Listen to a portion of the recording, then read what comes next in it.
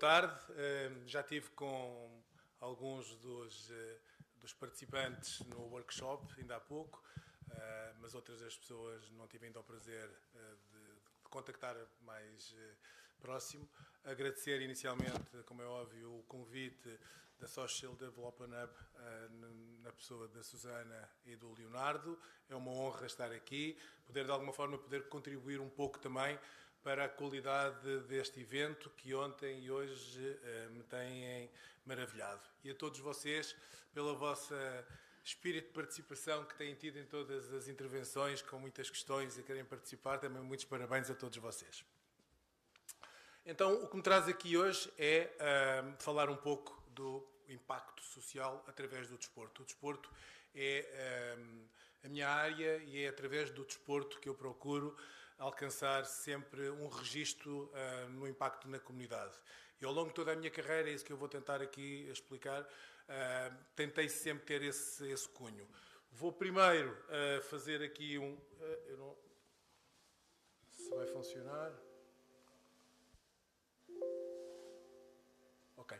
Eu trouxe umas frases para iniciar aqui a minha apresentação de pessoas, de referências no qual eu me revejo completamente e que têm sustentado, digamos assim, toda a minha atuação como gestor desportivo e como impactante na área da comunidade através do desporto.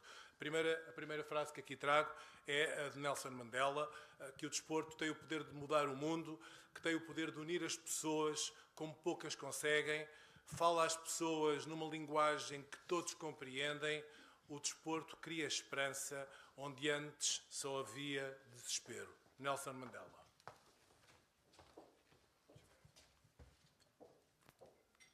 É no amarelo? Aponta para frente. Qual é? Para frente. Qual é que é? Aqui passa para É o frente. amarelo? Ok. Ok. Trago a seguir ao Nelson Mandela dois secretários-gerais das Nações Unidas. Primeiro, Ban Ki-moon, da Coreia, que refere que o desporto é uma linguagem universal que une as pessoas independentemente da sua origem, história ou condição económica. Outro secretário-geral das Nações Unidas, Kofi Annan, que diz que o desporto pode transformar vidas, não apenas promovendo o bem-estar físico, mas também abrindo portas para uma inclusão social. Michelle Obama, que diz que o desporto ensina-nos um trabalho em equipa, disciplina e resiliência, qualidades que constroem as comunidades fortes e sociedades mais justas. O Papa Francisco, o desporto pode ser uma força poderosa para construir uma cultura de encontro, solidariedade e paz. E, por último, a Unesco, na Carta da Unesco, que diz que o desporto é uma ferramenta essencial de transformação social, sobretudo para os jovens e para os grupos mais vulneráveis. Uma série de frases que eu tenho guardadas, registadas, próximas de mim, que me guiam, digamos assim, no meu percurso de impacto social através do desporto. E o objetivo desta sessão é transmitir um pouco o poder do desporto como uma ferramenta social. Podemos utilizar várias ferramentas, eu utilizo o desporto e o desporto é a minha ferramenta. Ok. Então, o desporto pode transformar as pessoas e as comunidades e, na minha ótica, esse foco das pessoas que estão ligadas ao desporto muitas das vezes está direcionada para a competição, para a performance. E eu, apesar de ter estado ligado na minha carreira profissional, já vou explicar um pouco à frente, ligado à performance, ligado à competição, sempre tive uma grande preocupação com a parte social, com a parte da inclusão, com a parte da saúde e com a parte da cidadania. Então, fazer aqui um pequeno wrap-up do meu percurso profissional ligado ao desporto. Eu iniciei-me como treinador, aqui a primeira foto que está aqui, que não se vê muito bem, estou de judogi, o meu desporto, a minha modalidade é o judo, e eu fui treinador durante 23 anos num clube. Um clube desportivo que Eu era muito jovem, tinha 18 anos, quando me convidaram para começar a dar treinos naquele clube, mas era um clube que tinha ambições desportivas, que queria... Era um clube que tinha muitos praticantes, mas que não tinha a vertente competitiva, tinha apenas de formação, e quiseram apostar num jovem treinador para um projeto a médio e longo prazo, para poder ter resultados de performance.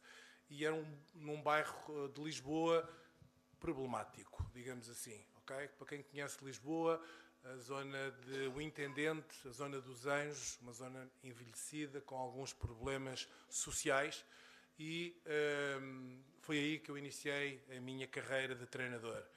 E, apesar de ter feito um plano estratégico que veio a dar excelentes resultados em termos desportivos, campeões nacionais ao fim de alguns anos em vários escalões, com atletas em representação das seleções nacionais, em campeonatos da Europa, em campeonatos do mundo, um atleta que teve 2 vezes na preparação do ciclo olímpico, sempre tive uma grande preocupação social e uma grande satisfação no final dos 23 anos de ter visto que a grande maioria dos alunos que começaram comigo ficaram comigo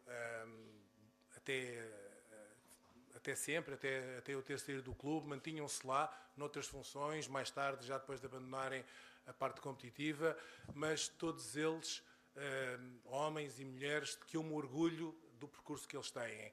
E eu seguia as orientações do fundador do judo, do mestre Jigoro Kano, que é uma figura incontornável e relevante no mundo da pedagogia e uma pessoa mundialmente reconhecida nessa área da pedagogia, e que para ele a formação de um indivíduo é em 3 componentes importantes na área da sua formação. A componente física, porque estamos a falar de uma atividade desportiva, naturalmente, a componente do conhecimento, e eu procurava que os meus alunos, ninguém, por maior que fossem os seus objetivos desportivos, de ver ser atleta do projeto olímpico, de ter as melhores performances possíveis, nunca abandonem os estudos, nunca priorizem o desporto com o estudo, tentem ser organizados e manter um nível de dupla carreira, de carreira dual, para que nunca deixem a fonte do conhecimento, que é extremamente importante. E a terceira,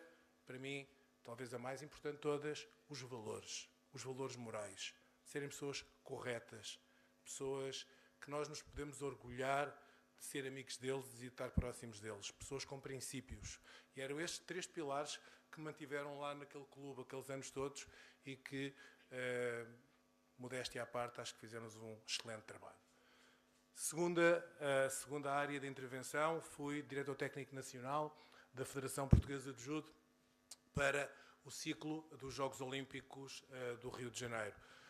2012, Jogos Olímpicos de Londres, no judo, grandes expectativas, tínhamos 4 atletas que estavam nos top 10 do ranking mundial, todos com grandes expectativas de disputar medalhas nos Jogos de Londres. 4 atletas, todos perderam no primeiro combate. Foi uma desilusão enorme para a missão portuguesa, para a Federação de Judo. Houve eleições e a nova equipa decidiu fazer uma renovação, digamos assim, da equipa técnica, e convidaram para diretor técnico nacional. Um novo projeto que foi de 4 anos, até ao Rio de Janeiro, muito bem sucedido na área desportiva. Ganhámos a única medalha da missão portuguesa no Rio de Janeiro, através da atleta de judoca Telma Monteiro. Foi a única medalha que Portugal teve nos Jogos Olímpicos do Rio. Performance fantástica, tivemos grandes resultados desportivos durante o ciclo, mas a minha intervenção, apesar de eu ser o responsável das seleções nacionais, focou-se também numa área que me enche de orgulho. A Federação Portuguesa de Judo não tinha a vertente paralímpica. Quando eu entrei para a Federação Portuguesa de Judo, de imediato criámos o programa paralímpico, começámos com a seleção paralímpica, organizámos o Campeonato da Europa em 2015 de invisuais, que no judo o programa paralímpico é apenas para invisuais, e qualificámos o primeiro atleta, Miguel Vieira, que participou nos Jogos Paralímpicos do Rio de Janeiro. A seguir aos Jogos Olímpicos do Rio de Janeiro, fui para Performance Director na Federação Saudita de Judo, convidaram-me para ir para a Arábia Saudita, estive lá 1 ano e meio, como Performance Director na Arábia Saudita e também como conselheiro do Comitê Olímpico Saudita. Novamente, o desafio e o convite era para a performance, era para aumentar a performance do judo nacional e desenvolvimento do judo nacional na Arábia Saudita, mas por acaso, por casualidade, numa das minhas visitas que tinha regulares a todos os polos de desenvolvimento, em Al-Medina, que é uma das cidades sagradas, descobri numa sala de judo. Eu entrei na sala de judo e o professor de judo viu a esconder uns atletas, a retirar uns atletas. E eu apercebi-me que estavam a empurrá-los da sala. E eu perguntei, porquê é que eles não ficam? É que eles não são normais. Não são normais. Mas o que é que ele tem? São cegos. Então, por favor, eles que entrem. Tinham 12 cegos que tinham quase vergonha de os mostrar. E mais nenhum sítio na Arábia Saudita tinham atletas cegos a fazer judo. E aquele professor tinha, aqueles atletas, ninguém tinha conhecimento e por acaso descobri aqueles atletas cegos. De imediato falei com o Comitê Paralímpico Saudita, criámos um programa de desenvolvimento de participação dos treinadores primeiro para terem formação e depois dos atletas para participarem a nível internacional e assim nasceu o Programa Paralímpico na Arábia Saudita. Mas o maior orgulho que tenho na Arábia Saudita, como vocês penso que todos sabem, é o problema das limitações para as mulheres. E quando eu cheguei, em 2017, não era permitido nenhuma mulher fazer desporto na Arábia Saudita. Nenhuma federação tinha nenhuma mulher. Apesar de haver um elemento, uma princesa da família real, a princesa Rima, que estava no Comitê Olímpico, que tinha como um projeto de vir a ter desporto para mulheres na Arábia Saudita. Quando eu tive conhecimento que havia essa possibilidade, não parei de fazer contactos até conseguirmos implementar em duas universidades. As universidades lá são separadas, homens e mulheres, em duas universidades de mulheres e iniciarmos um ciclo de desenvolvimento do judo para mulheres, que já teve como resultado as mulheres sauditas têm entrado com sauditas a treinar na Arábia Saudita e não como noutras edições dos Jogos Olímpicos anteriores, que eram sauditas que estudavam no estrangeiro e que eram recrutadas para poder participar, mas formadas lá, treinadas lá, participar nas grandes competições internacionais. E as últimas duas responsabilidades profissionais, já como Project Manager, primeiro num clube desportivo e depois na Sports Evolution Alliance, que é um sonho, trabalhar no impacto social através do desporto que nós conseguimos impactar na comunidade através dos nossos projetos. É uma realização imensa o poder utilizar o desporto para beneficiar camadas da sociedade que estão um pouco mais desprotegidas e que nós podemos chegar e poder ajudar um pouco. Pronto, este é o meu percurso profissional. Em termos de resumo, só para avançar, não sei como é que está o tempo, Elma? Vamos bem? Pronto, então vou passar aqui, já falei sobre o meu percurso, sobre a Sports Evolution Alliance, dar um pouco a conhecer a nossa organização. Tínhamos aqui um vídeo muito pequeno, não sei se é possível passar o vídeo.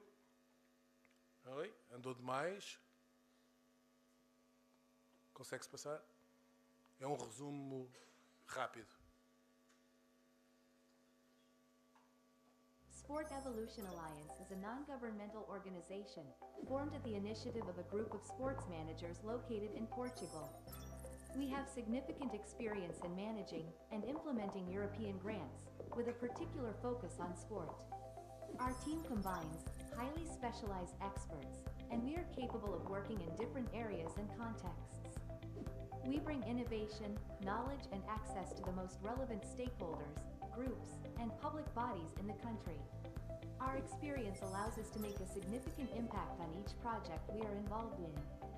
Sport Evolution Alliance, connecting people through sport. Ok, muito obrigado. Passar muito rapidamente, passar a apresentação. Ok, só aqui, muito rapidamente, aqui os números do impacto. A organização foi fundada em 2020. Neste momento já temos 76 projetos europeus aprovados, com 281 as organizações parceiras nesses projetos. Impactámos nesses projetos mais de 4.000 pessoas e já vamos com um budget total superior a 12 milhões de euros. Okay? Desde 2020. Passar aqui à frente, que já vimos o vídeo. Este aqui é o resumo, digamos assim, dos dados que tínhamos visto anteriormente, das parcerias, dos membros da Sports Evolution Alliance, de 7 inicialmente passámos para 12, e o impacto consolidado dos 33 países que já estão envolvidos nos projetos que nós participamos. Okay. Aqui as áreas preferenciais que nós temos participado nos projetos, que são a sustentabilidade ambiental, a promoção, educação e cidadania, inclusão e diversidade, responsabilidade social e o apoio à juventude, utilizando sempre o desporto como veículo, como meio para poder atingir estes objetivos. Tinha aqui agora a apresentação de 4 projetos para exemplificar, digamos assim, como é que o impacto social era atingido através do desporto, mas penso que, Susana, já vamos com 17 minutos, não sei se dá para entrar nos projetos, explicar um bocadinho dos projetos. Se for breve, se for muito breve, ok. Então, o primeiro projeto que queria falar é o Cut Autism Project, portanto um projeto que tem um objetivo principal de promover a inclusão social e a educação de crianças com espectro de autismo através do judo, em escolas do primeiro ciclo do ensino oficial, em 6 países diferentes. O projeto é inicialmente com um curso de e-learning para professores de judo e para um psicólogo para aprenderem a metodologia, e depois é a implementação da metodologia do projeto em cada um destes países. Em Portugal temos 300 crianças que iniciaram este ano durante 10 meses. Cada aula são 30 crianças, que pelo menos têm que ter uma criança autista em regime de inclusão. E é no primeiro ciclo, onde é monodocência, onde o professor, em tempo letivo, sai da aula durante 1 hora, estão os professores de judo e uma psicóloga para fazerem a intervenção 2 vezes por semana. Há uns testes de medição inicial, no meio do projeto e no final, para ver a evolução das crianças com espectro de autismo. Outro projeto é um projeto novo, o BEST Project, que promove a inclusão social através de uma combinação inovadora entre os esportes, que está muito na voga agora, o esportes, a discussão sobre os esportes, e os jogos tradicionais. Ou seja, vamos fazer um evento em que vamos ter pessoas da sociedade, de bairros mais desfavorecidos, mais carenciados, e também pessoas portadoras de deficiência, que vão ser convidadas para poderem participar neste evento e fazer jogos tradicionais, como o basquetebol, e acabam de fazer um jogo de basquetebol e vão fazer um torneio de esportes de basquete. E a seguir vão fazer um jogo de futebol e a seguir fazem de FIFA no esportes. E assim sucessivamente. E haver este cruzamento, e vai ser feito um estudo académico também relativamente ao envolvimento neste projeto.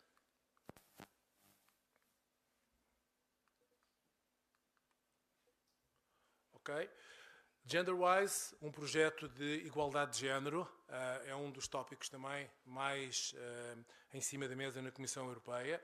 Promoção da igualdade de género, neste caso direcionado para jovens femininas entre os 14 e os 20 anos, em que procura-se lhes dar formação na liderança e na gestão do desporto, para virem a ser futuras líderes de organizações desportivas.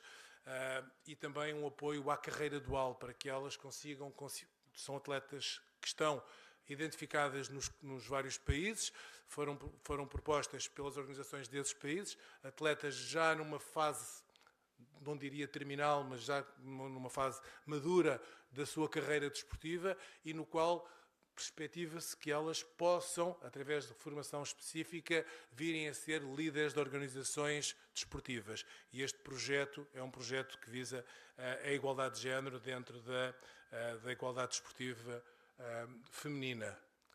E, por último, o My Fit Friend Project, que é um projeto que tenta atacar a prevenção e a detecção precoce de distúrbios da imagem corporal ligada ao desporto e também ao fitness, aos ginásios, tal como a anorexia, a bulimia, a vigorexia, tudo isto que acontece com jovens, e às vezes não só com jovens, e que é uma formação que é dada em 3 áreas de intervenção, uma para treinadores, outra para licenciados em Ciências do Desporto, que intervêm em ginásios, em fitness clubs e também em médicos desportivos.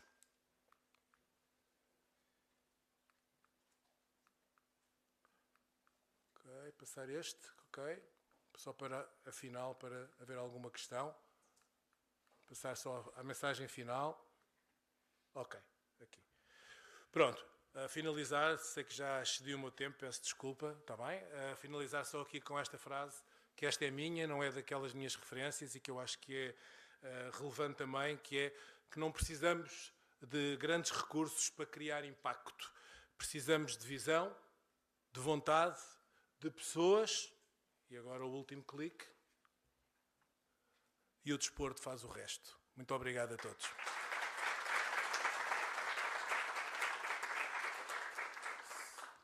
Se houver 2 ou 3 questões, ali, por favor. Sr. Orlando Mascarenhas, tenho muito gosto.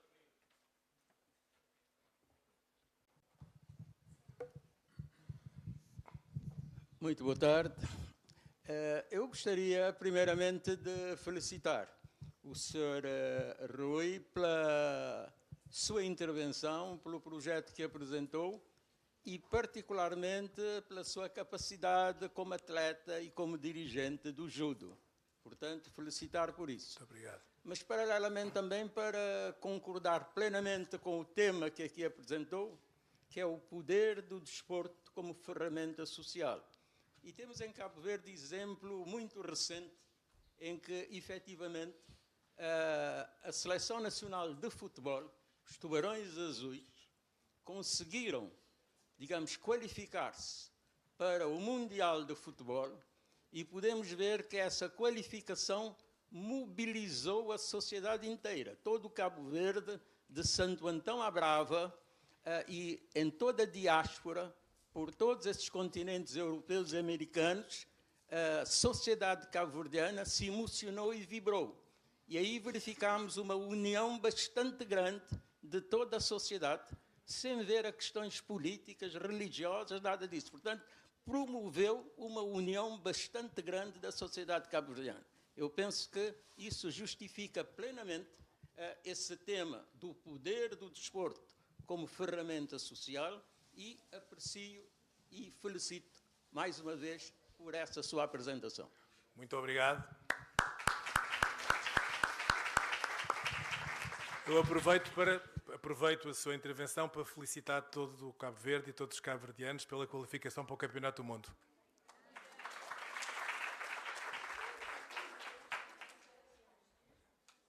Ali.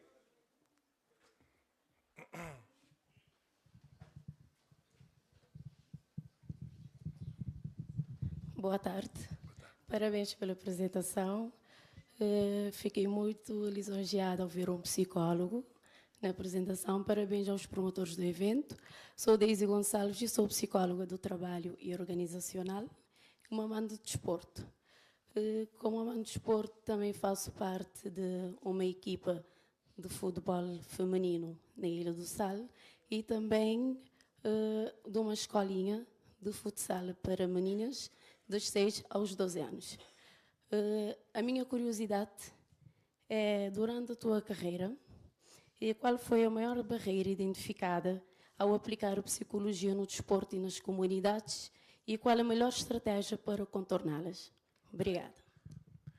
Eu não sou psicólogo, eu sou gestor desportivo, ok?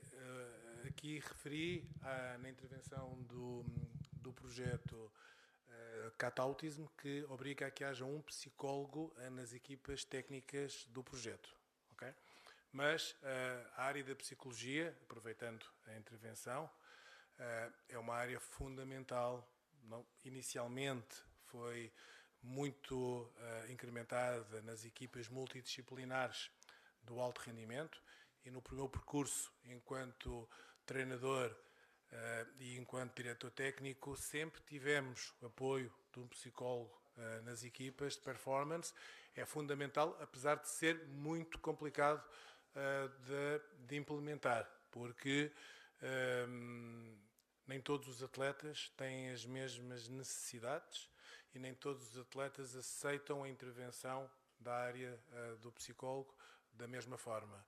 E então a estratégia que nós utilizamos no alto rendimento era incluir na equipa multidisciplinar um psicólogo, e esse psicólogo fazia intervenções transversais, globais, genéricas, mas depois cada um dos atletas, também a nossa modalidade ajudava um pouco a isso, que era uma modalidade individual, cada um dos atletas, de acordo com as suas necessidades, procurava o psicólogo para sessões individuais, porque obrigar todos, inicialmente houve um programa em que todos os atletas faziam parte do seu plano de preparação, ter sessões com psicólogos, e nem sempre correu bem, mas depois alterámos a nossa estratégia, passou a ser uma intervenção transversal e depois a individual era requisitada para cada um dos atletas. Mas é fundamental em todas as equipas e agora hoje em dia é nos projetos de impacto comunitário e social, quando há intervenção junto de camadas mais desfavorecidas,